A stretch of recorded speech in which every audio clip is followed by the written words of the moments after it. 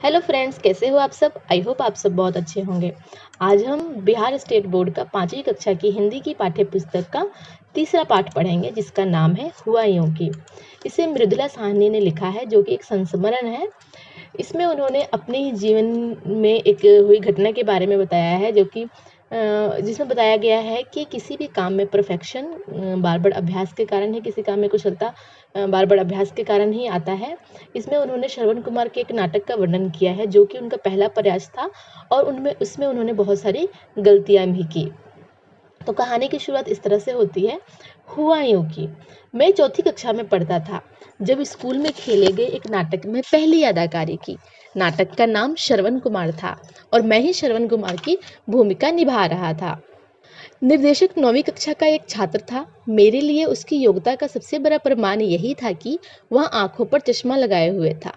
मंच सजाने के लिए उसके हुक्म पर हम सभी अदाकार अपने अपने घर से माँ बहनों की धोतियाँ साड़ियाँ उठा लाए थे। मंच पर बहती नदी दिखाने के लिए, जहाँ गहरी रात गए श्रवण कुमार अपने अंधे माँ बाप के लिए पानी लेने जाता है, एक ओर पानी की बाल्टी रख दी गई थी। 2 लड़के श्रवण कुमार के अंधे माँ बाप की भूमिका निभा रहे थे। उनकी हिदायत दी गई थी कि सारा वक्त आंखें बंद किए रहें। निर्देशक महोदय ने उन्हें मंच के ऐन बीचों बीच दर्शकों की ओर मुंह किए साथ साथ बिठा दिया था। उनमें से एक बोधराज माँ की भूमिका निभा रहा था। वह अपनी माँ की ही धोती पहने हुए, जिसका पल्लू बार बार सिर पर से खिसक जाता था, पर्दा उठा। मेरे अंधे माँ बाप बोले, बेटा श्रवण कुमार, बहुत प्यास लगी है। मैंने लोटा उठाया, चरण वंदना की और नदी की ओर चल पड़ा।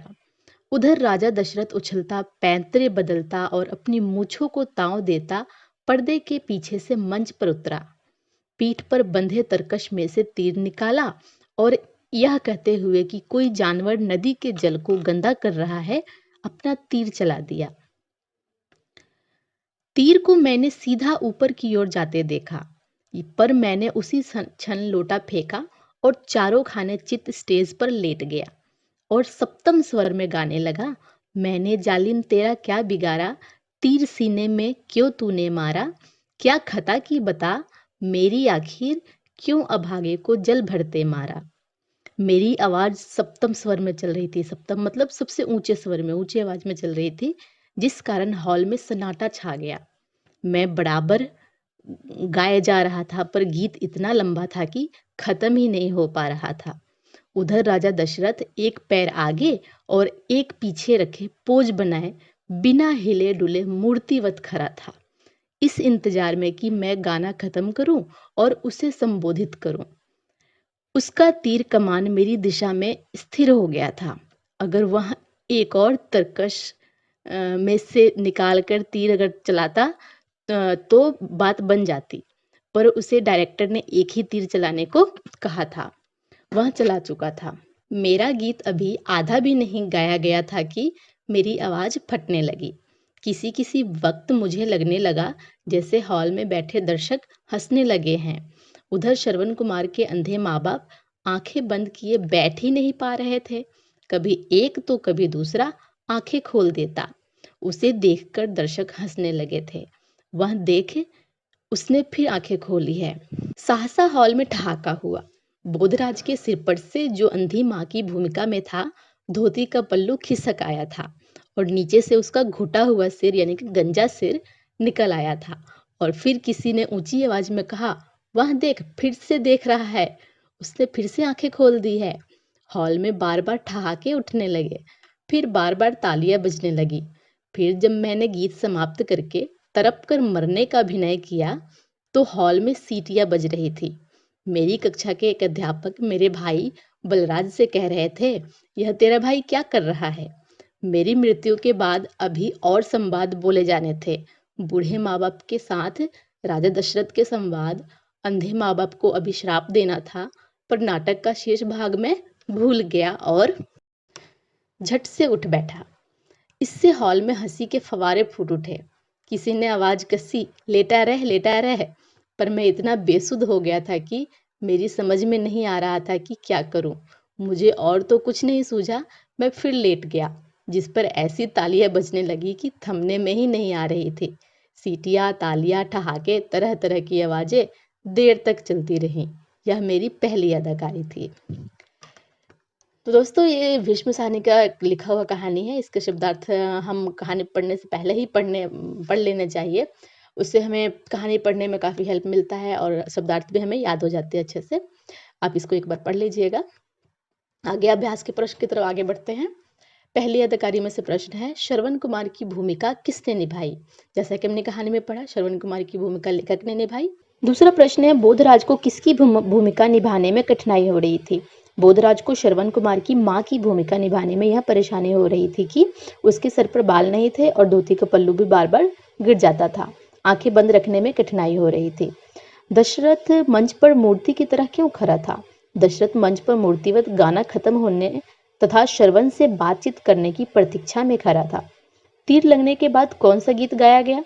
तीर लगने के बाद कौन सा गीत गाया गया था? कहानी में जैसा कि हमने पढ़ा था, मैंने जालिम तेरा क्या बिगाड़ा, तीर सीने में क्यों तूने मारा। आप इसको अच्छे से लिख लीजिएगा कॉपी में। श्रवण कुमार के माता पिता बने लड़कों को क्या हिदायत दी गई थी? श्रवण कुमार के माता पिता की भूमिका निभाने वाले को हर वक्त आंखें बंद रखने की हिदायत दी गई थी। दर्शक तालियां क्यों बजाने लगे? दर्शक तालियां इसलिए बजाने लगे क्योंकि श्रवण की भूमिका निभाने वाले नाटक का शेष भाग, जैसे बूढ़े माँ बाप के साथ दशरथ का संवाद, अंधे माँ बाप को शाप देना, वो भूल गया था। आगे है नाटक की दुनिया से प्रश्न है। नाटक की दुनिया यानी कि जो नाटक रियल में हम नाटक खेलते हैं, कोई मूवी बनती है, कोई सीरियल बनता है, तो वहाँ उससे रिलेटेड कुछ प्रश्न इसमें से पूछे जाएंगे। जैसे पहला प्रश्न है, नाटक में निर्देशक का क्या काम होता है? निर्देशक यानी डायरेक्टर, उसका क्या काम होता है? नाटक में निर्देशक रंगमंच यानी कि स्टेज की साज सजा की तैयारी, पात्र यानी कि उसमें जो पार्टिसिपेंट्स होते हैं उनके अभिनय संबंधी सारे जितने भी इंस्ट्रक्शंस होते हैं, निर्देश देना होता है, सारा निर्देशक करता है। नाटक की सफलता असफलता निर्देशक पर ही डिपेंड रहता है। बच्चे अपने घर से धोती साड़ियाँ क्यों उठा लाए थे? बच्चे माँ बहन की धोती साड़ियाँ मंच पर नदी का दृश्य दिखाने तथा अपनी भूमिका निभाने के लिए ले आए थे।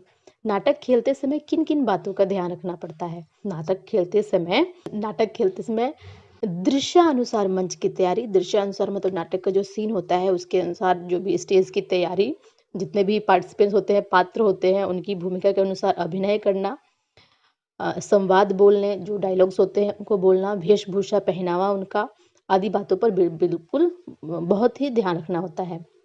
मंच पर इसे दिखाने के लिए किन किन चीज़ों का प्रयोग किया जा सकता है?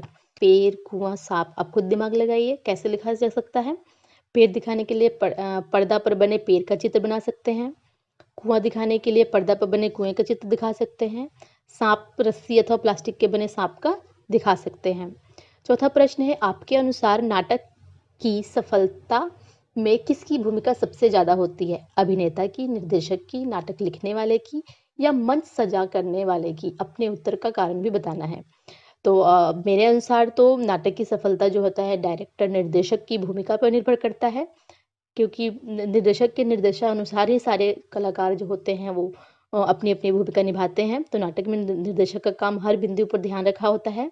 यदि वह अपने काम में कुशल होता है तो वह अपने अनुकूल परिस्थितियां तैयार कर लेता है और नाटक सफल हो जाता है।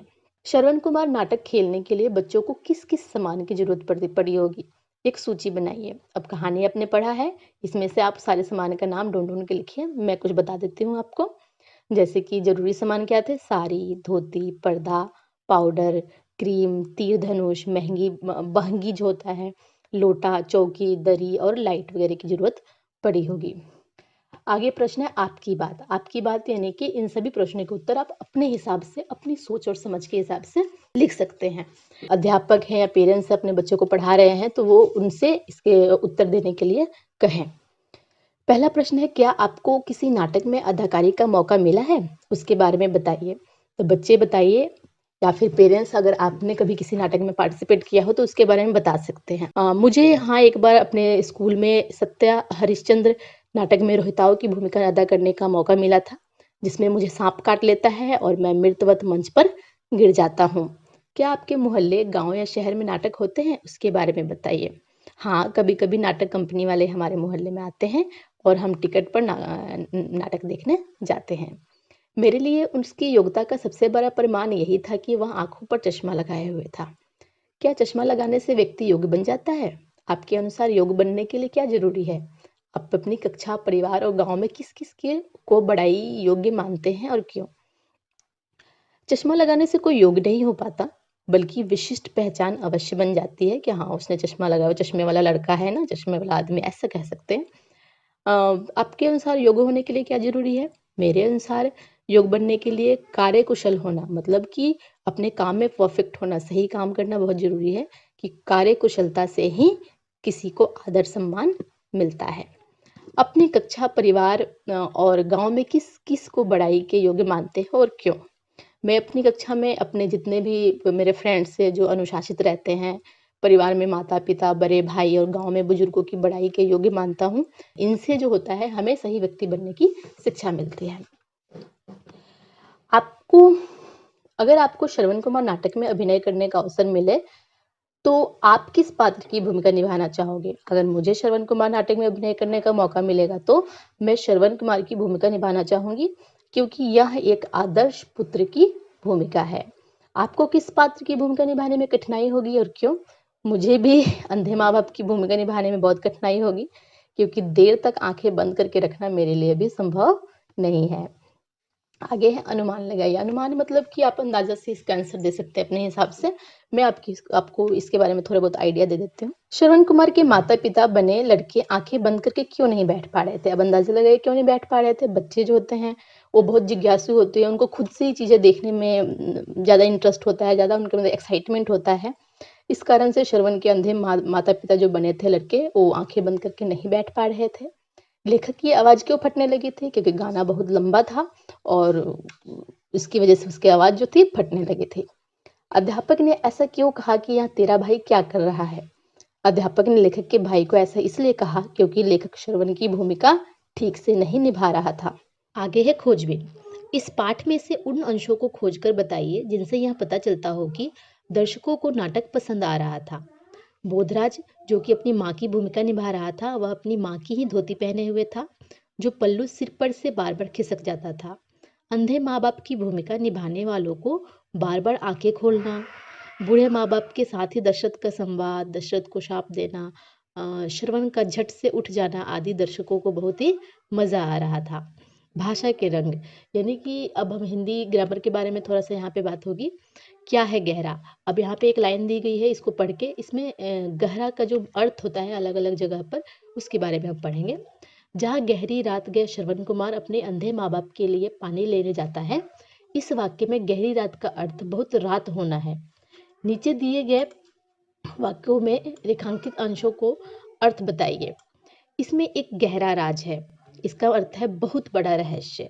यह नदी बहुत गहरी है, इसका अर्थ है जलधर नदी, मतलब बहुत इसमें पानी बहुत ज्यादा है, गहरी नदी है। रमा को गहरा हरा रंग पसंद है, यहाँ पे गहरा हरा रंग का मतलब है बहुत अधिक हरा। मास्टर जी ने ये एक गहरी बात समझाई, इसका अर्थ है बहुत बड़ी बात समझाई। आगे सही पर चिन्ह लगाइए। सप्तम स्वर में गाने का मतलब, सप्तम स्वर में गाने का मतलब है ऊंचे स्वर में गाना। हॉल में सन्नाटा छा गया, यानी कि हॉल में खामोशी छा गई। आगे घुटा हुआ सिर का मतलब है, घुटा हुआ सिर का मतलब कि सर पर एक भी बाल ना होना, यानी कि क इसका उत्तर है। आगे दिए गए शब्द समूह में से सही शब्द पर घेरा लगाइए। जो अब इसके सही स्पेलिंग जो है, सही इसका उस पर घेरा लगाना है। सारियाँ, सारियाँ या सारियाँ, इसमें से कौन सही है? इसमें से ये तीसरे नंबर का जो है ये सही है। मैं इस पे आपको गोला लगा के दिखा देती हूँ। मूछ, मूछ की सही स्पेलिंग ये वाली होती है। आगे मूर्ति, दर्शक।